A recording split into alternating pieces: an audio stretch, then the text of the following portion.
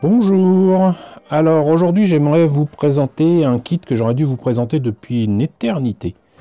Il s'agit de l'Enterprise NCC 1701E, voilà. Donc l'Enterprise que l'on voit à partir des films Next Generation et notamment donc du film numéro 8 qui est donc Star Trek First Contact. Voilà, c'est le nouveau vaisseau commandé par le capitaine Picard qui a perdu l'Enterprise D dans le précédent film qui est donc Generations. Et donc ce nouvel Enterprise absolument magnifique. Donc on doit le design à John Eaves qui donc a travaillé évidemment sur ce vaisseau, mais à qui on doit de superbes designs dans les films de Generation et je crois aussi dans Voyager et peut-être même Enterprise. Enfin bref, ce vaisseau est absolument magnifique, il est très différent de l'Enterprise D qui était donc un Galaxy Class. Celui-ci, si je me rappelle bien, c'est un Sovereign Class. Et il est clairement pas fait pour accueillir des familles ou quoi. Moi je l'aime beaucoup. Voilà, on va dire ça comme ça. Mais le fait est que en plus, je vous l'ai présenté en maquette AMT ERTL, hein, voilà, qui vaut ce qu'elle vaut, hein, de maquette. Par contre, celle de Bandai est était proposée, j'ai envie de dire, parce que ce kit est très difficile à obtenir désormais, hein. Il a maintenant quasiment 20 ans, le kit date de 2003, mais ce kit est donc livré, pré-peint et avec tout ce qu'il faut pour l'éclairer. Du moins, ça c'est la théorie, j'y reviendrai quand je vous présenterai le modèle en question. Il est au 1700. Si je me rappelle bien, le kit AMT-ERTL est beaucoup plus grand puisqu'il est au 1400. Là, il précise donc, et c'est marrant pour une maquette japonaise en anglais, donc il précise que no painting required. Donc il précise que toutes les pièces sont pré-peintes et que tous les marquages sont déjà placés. Les fameux Aztec panels sur la surface du vaisseau sont déjà là. Et sinon, il y a aussi un système d'éclairage qui est inclus. Et donc tout est fait pour éclairer justement le moindre petit hublot, exactement comme sur la photo sur la boîte. Pour revenir sur la boîte justement, on a là quand même des images un peu plus grandes que d'habitude pour Bandai. Sur la boîte là, c'est des images très clairement de First Contact. Là on reconnaît bien quand il passe par, j'allais dire le trou de verre, mais par le tunnel temporel qui mène au Borg, qui voyage au 21e siècle pour éviter que la fédération ne naisse, quoi. Et si je me trompe pas, là pareil, c'est First Contact, hein. Je crois pas que ce soit issu des films, les derniers films de Next Generation, qui sont Insurrection et Nemesis. Mais bon, vu que le kit date de 2003, ça aurait pu être le cas. Voilà, donc là il y a toute l'histoire de l'Enterprise, en tout cas. Là c'est la même chose. Ici donc on a des photos du modèle, j'allais dire monté et peint, mais juste monté, voilà. Et là on l'a avec l'éclairage, mais avec une lumière naturelle dessus quand même. Alors là ils prétendent qu'on voit quand même l'éclairage, notamment des collectifs Bussard et des moteurs. Je m'insurge, ce n'est pas le cas, ça n'éclaire pas suffisamment pour ça. Et là on a le prix, c'était quand même pas donné, mais encore une fois il y avait donc les pièces prépeintes, le système d'éclairage et tout, donc il était à 7500 yens, ce qui nous fait quand même dans les 70 €, ce qui n'est pas donné du tout, du tout. Mais bon, déjà on a vu les boîtes. Ce que je vous propose, c'est de voir la notice de montage et ensuite on passera au kit. Alors, la notice, très belle photo du modèle monté. Ici, donc, les pièces en présence et même le matériel en présence avec les LED, etc. Enfin, il me semble que c'était pas spécialement en dehors du système d'éclairage, mais bon, je l'ai monté il y a quasiment 20 ans et voilà. Il propose quand même de vérifier les LED avant l'installation, ce qui est loin d'être bête. Hop. Alors c'est marrant parce que là je constate que y a des indications en français. Je me rends compte que maintenant c'est fou quoi. Précaution d'utilisation de la pile. Ok. Et en plusieurs langues, hein. Une bonne dizaine. Donc là ils indiquent comment couper les pièces et ensuite les couper correctement dans un sens puis dans un autre pour pouvoir les mettre correctement. Là c'est pour donc la lumière qu'il y a dans les collectifs Bussard. On y reviendra, mais ce qui est fou c'est qu'il y a quand même pas mal de pièces, dont là ici. Donc dans les nacelles il y a des fils qui passent et pour les cacher j'étais assez étonné et vu le prix aussi du kit, pas franchement content de constater que c'était un simple autocollant. C'est assez bof. Donc on continue là, donc le moteur Warp droit. On en profite pour placer les fils dans ce qui sera une partie du secondary hull. On fait donc, ils appellent ça la Warp Nozzle du coup gauche. Même chose que pour la droite, hein. Pareil pour le secondary hull.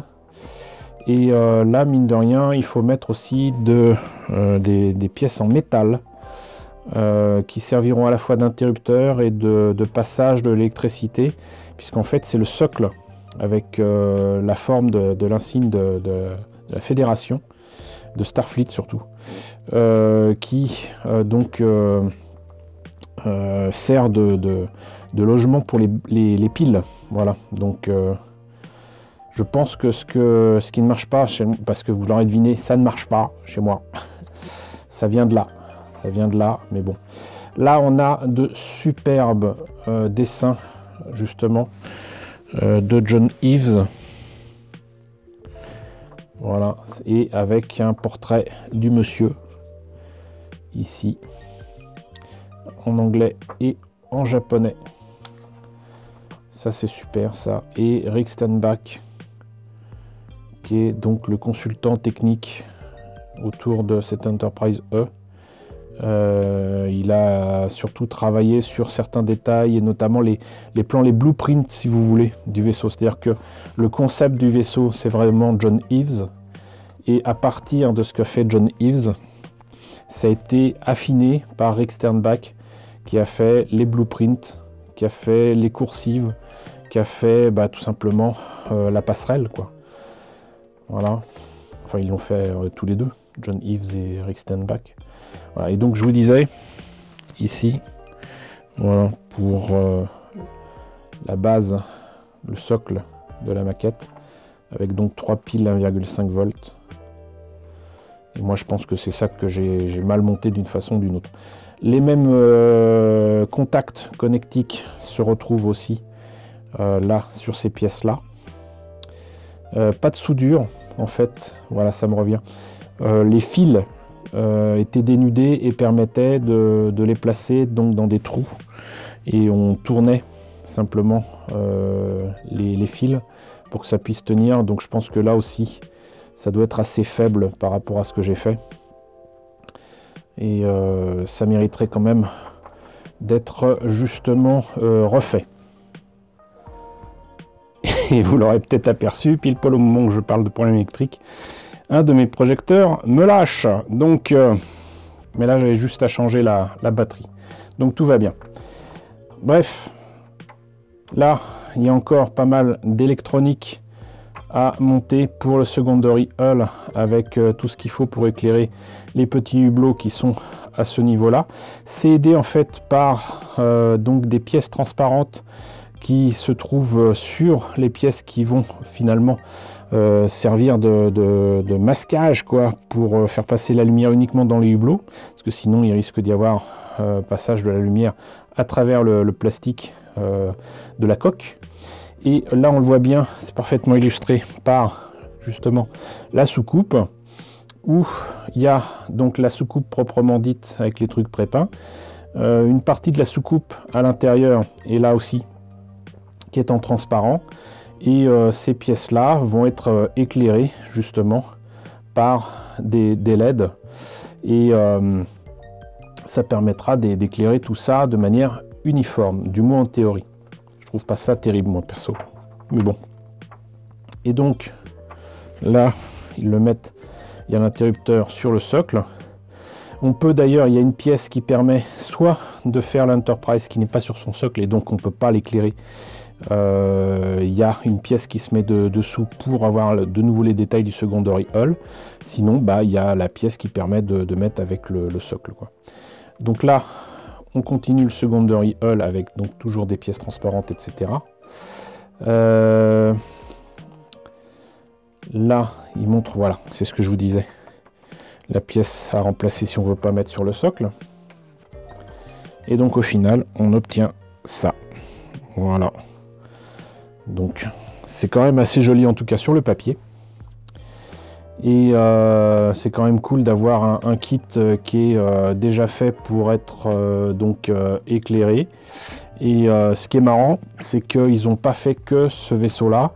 Si je me rappelle bien, ils ont aussi fait le Voyager que je dois avoir.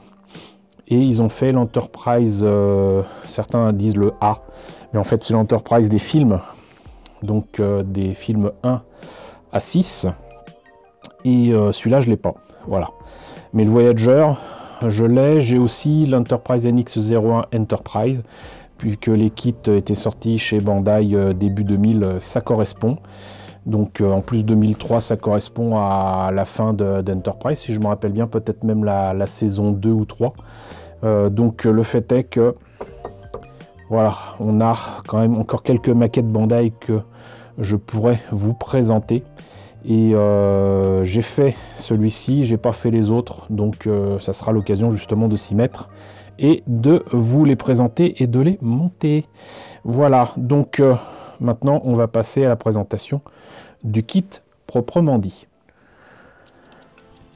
Bon bah voilà l'Enterprise E monté mais pas peint parce que vous l'avez compris, les pièces étaient pré-peintes. Alors vous voyez qu'il y a quand même un sacré travail justement au niveau de la peinture par Bandai.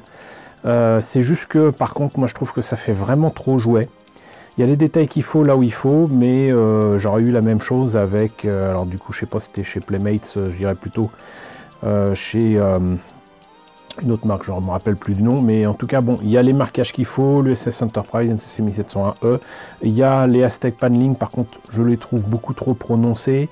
Voilà, et donc il y a quelque chose qu'il faut que vous sachiez, c'est que contre toute attente j'ai fait l'essai. Bien que j'ai trouvé le support pour les piles oxydé alors qu'il n'y avait pas de piles dedans, ça m'a vraiment beaucoup étonné.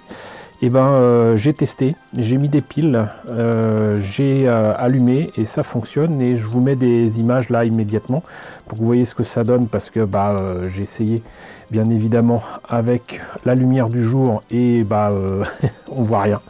Voilà, c'est vraiment sympa ce système d'éclairage et tout, mais faut vraiment, pour apprécier les hublots allumés et tout ça, faut vraiment mettre cette maquette dans le noir complet.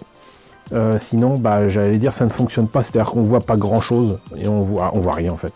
Donc par contre vous aurez certainement remarqué que les hublots eux ça fonctionne bien, mais il y a d'autres parties de la maquette où il y a des fuites de lumière et pas qu'un peu. Et d'ailleurs là je vois que il y a des choses qui tiennent pas, mais ça ne m'étonne pas le moins du monde, parce que s'il n'y a pas moyen de coller ou quoi, ça va avoir du mal à tenir. En plus de ça, bon, il y a quand même ici les autocollants ici pour les pylônes qui sont vraiment pas beaux. Encore une fois, ça ne fait que renforcer l'aspect jouet et non pas maquette, même si elle est très jolie. Sinon donc pareil, ça c'est très bien pour l'éclairage, et même s'il y a une pièce qui peut remplacer ce qu'il y a en dessous, ça c'est pour mettre avec le socle, mais vous pouvez mettre une autre pièce qui remplace le tout. Vous voyez bien que les pièces ont du mal à tenir, il y a forcément des fuites de lumière, et pour moi c'est un jouet à monter, hein, voilà, c'est très joli, c'est très beau, mais c'est pas une maquette proprement dite. C'est presque dommage d'ailleurs, mais pour moi c'est un jouet à monter. Voilà, d'ailleurs on va en profiter pour montrer un petit peu ce que ça donne ici. Vous voyez que là aussi il y a tous les détails qu'il faut, et j'adore de toute façon ce design, hein. Il n'y a pas de secret là-dessus. C'est un design absolument magnifique, un renouveau pour l'Enterprise, qui marque d'ailleurs de nouvelles formes pour Starfleet à partir de cette période-là. Et c'est juste magnifique. Voilà, et c'est pas étonnant que ce kit, je vais pas dire qu'il a eu du succès, mais qu'il soit recherché, parce que bah maintenant Bandai ne l'a pas réédité. Et maintenant il est très recherché, et je suis très content de l'avoir et de vous l'avoir présenté. Voilà, et ben écoutez, j'espère que la présentation de ce Enterprise E, NCC 1701E, issu de First Contact et des films suivants, vous a intéressé, hein, que vous soyez fan de Star Trek ou non. N'hésitez pas à me dire ce qu'il en est dans la section commentaires, n'hésitez pas à liker, n'hésitez pas à partager, n'hésitez pas à vous abonner si ce n'est pas déjà le cas. Coucou aux nombreux abonnés qui nous ont rejoints ces derniers temps, bienvenue ici. Coucou aux grands anciens qui me suivent depuis 7 ans. Merci à tous de votre fidélité, merci à tous de votre soutien sur Tipeee et sur Paypal. Surtout prenez soin de vous, je vous laisse avec la liste des contributeurs de la chaîne et je vous dis à très bientôt pour la présentation, je l'espère, d'un autre kit Star Trek.